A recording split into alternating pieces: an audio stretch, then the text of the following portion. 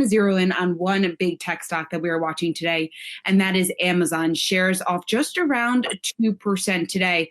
But despite the losses that we're seeing, the stock has actually weathered the downturn in the broader markets extremely well over the last couple of weeks.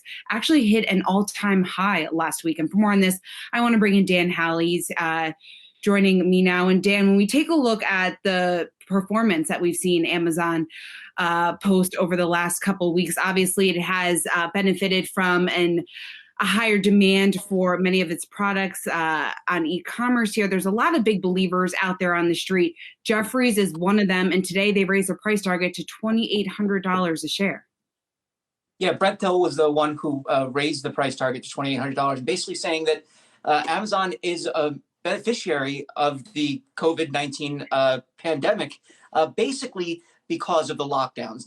Obviously, I'm sure they wouldn't rather have this happening, but as a result of people not being able to leave their homes, they're ordering more through Amazon more than ever, and they're getting the kind of volume that you would normally get around a holiday season. So what they're thinking here is that as more people use things like Amazon grocery services, now they may end up continuing to use them in the future, even after the lockdowns are lifted. So you could see more people signing up for services that are higher margin than Amazon normally has, and that could greatly benefit them in the long run. Obviously, AWS still a huge chunk of the company, continuing to do well, seeing a lot more traffic from a lot of users signing up or using different services that work with AWS. So they're seeing a benefit there. But yeah, I mean, from a consumer standpoint, a lot of people still using Amazon to get basic needs, and that's going to truly benefit them in the long run if people stick with the service.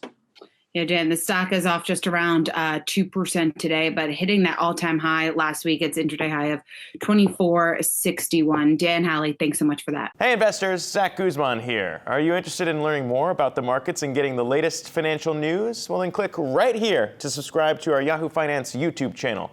Get the latest up-to-the-minute market analysis, big interviews in the world of finance, and information on how to manage your money every day wherever you are.